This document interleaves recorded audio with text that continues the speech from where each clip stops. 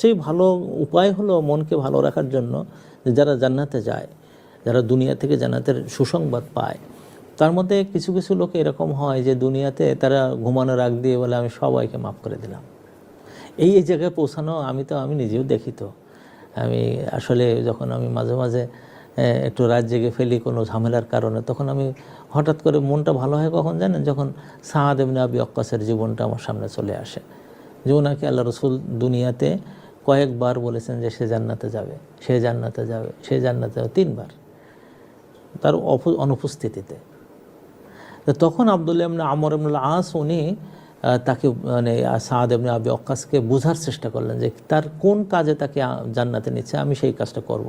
কারণ আমিও তো আল্লাহ রসুলের খুব ঘনিষ্ঠ সাহাবী একজন, আব্দুল্লাহ ইবনে আমর, বয়স অল্প, কিন্তু আল্লাহ রসুলের যারা যেসব যুবকগুলো আল্লাহ রসুলের পাশে সবসময় থাকতো, তার মানে আব্দুল্লাহ ইবনে আব্বাস, আব্দুল্লাহ ইবনে ওমর, আব্দুল্লাহ ইবনে জুবাইর, আর হলো আব্দুল্লাহ ইবনে আমর ইবনুল আস, তারপরে নওমান ইবনে বাশির, এই ছোট ছোট হাসান হুসাইন, এরা আল্লাহ রসুলের কাছে আনাস ইবনে গুলো থাকতো, তার মধ্যে উনি একজন। উনি সাআদ ইবনে আবি ওয়াক্কাসকে বলেছেন, চাচা আমি আপনার সাথে আপনার বাড়িতে থাকবো। তো কেন বাবা আমার বাড়িতে থাকবো? তো আমার আব্বার সাথে একটু ঝামেলা হয়েছে, তো আমি আপনার সাথে আমি কিছুদিন থাকবো। তো থাকো, তো থাকবো, কিন্তু আপনার সাথে আপনার ঘরেই থাকবো। তো এটা কেমন কথা? তখনকার ঘর তো বড় বড় ঘর ছিল না, ওই পাশে এক ঘরে স্ত্রী আর তিনি থাকতেন, বাচ্চারা থাকে। কিন্তু উনি তার স্ত্রীকে বাধ্য করলেন যে না, আমার সাথে আমার ভাতিজা থাকবে। ভাতিজা মানে ওই ভাতিজা, আপন ভাতিজা না, থাকবে সে আমার সাথে। থাকলো। তো আব্দুল্লাহ ইবনে আমর ইবনুল আস তো খুবই ইবাদত গুজার মানুষ, যত সাহাবাদের মধ্যে যারা সবচেয়ে ইবাদত গুজার তার মধ্যে উনি একজন ছিলেন। উনি তাহাজ্জুদ পড়েন, উনি সবসময় জিকির আজকারের মধ্যে থাকেন। যেহেতু উনি পরীক্ষা করার জন্য গেছেন, কাজে রাত্রে ঘুমাচ্ছেন না।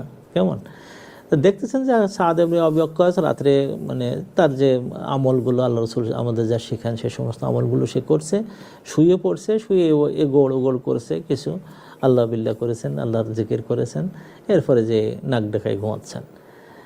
আব্দুল্লাহ ইবনে আমর ইবনুল আস এটা দেখছেন 3 দিন মোটামুটিভাবে। উনি তার যতটুকু দেখার দরকার দেখার পরে বলছে, চাচা আমি বাসায় চলে যাবো। তো কেন? তো বললেন না, আমার ঠিক হয়ে গেছে। তো কি তোমার কি সমস্যা কী ছিল, আর তুমি কেন আমার সাথে? তখন উনি বললেন যে আল্লাহ রসুল আপনাকে 3 দিন জান্নাতের সুসংবাদ দিয়েছেন। আমি জানতে চাইলাম যে আপনি কি এত অতিরিক্ত আমল করেন যেটা আপনাকে জান্নাতে যাওয়ার জন্য এখনও জীবিত আছেন, কত বছর জীবিত থাকবেন? অনেক বছর জীবিত ছিলেন আল্লাহ রসুল, ইন্তেকালেরও অনেক বছর তিনি জীবিত ছিলেন। হযরত ওমর রাদিয়াল্লাহু তাআলা আনহুর সময় ইন্তেকাল করেন। তো এত বছর তিনি আছেন, এই জীবনে থাকতেই তিনি জান্নাতের সুসংবাদ পাইছেন। তো তখন উনি সাআদ ইবনে আবি ওয়াক্কাস খুব মানে কি বলা যায়, অ্যাস্টনিশড হয়ে গেলেন, উনি আবেগী হয়ে গেলেন, ইমোশনাল হয়ে গেলেন যে তুমি কি সত্যই বলছো যে আল্লাহ রসুল আমাকে 3 দিন জান্নাতের সুসংবাদ দিয়েছেন? তো হ্যাঁ, আমি নিজে কানে শুনেছি, আর এইটা দেখার জন্য আমি আসছি যে আপনি কি কারণে এত আল্লাহর নিকটবর্তী হলেন যে জীবনের এখনও মরণ আসেনি তার আগে জান্নাতের সুসংবাদটা পেয়ে গেলেন। তো উনি বলেন যে আমার আমল তো তুমি দেখেছো, যেগুলো আমল করার, একটা আমল তুমি দেখোনি, আর দুনিয়ায় কেউ হয়তো জানে না। সেটা হলো এই, যখন আমি ঘুমাতে যাওয়ার সময় আমি আল্লাহর কাছে ওয়াদা করে দেই যে আল্লাহ, কোনো মানুষ সম্পর্কে যে আমার মনে যে ভুল ধারণা ছিল আমি আজকে সেটা মুছে ফেললাম, আর কোনো মানুষ সম্পর্কে আমার মনে যে শত্রুতা ছিল আমি তাকে ক্ষমা করে দিলাম।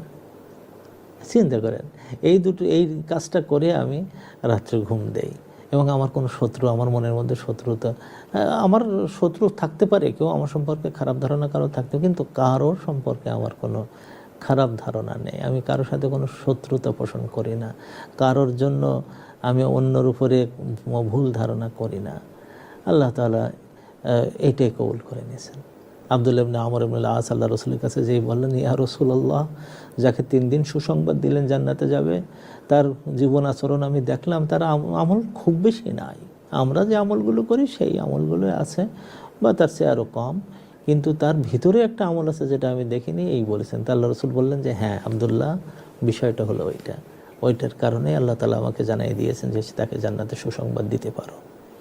এই যে জায়গাটা, এটা মা তাকতুমুন, তোমার ভিতরে থাকা জিনিসটা আল্লাহ তাআলা জানেন। এই জন্য আমাদের ভিতরগুলি এমনভাবে থাকুক যেটা দুনিয়ার কেউ জানবে না, একমাত্র আল্লাহ তাআলা জানবেন।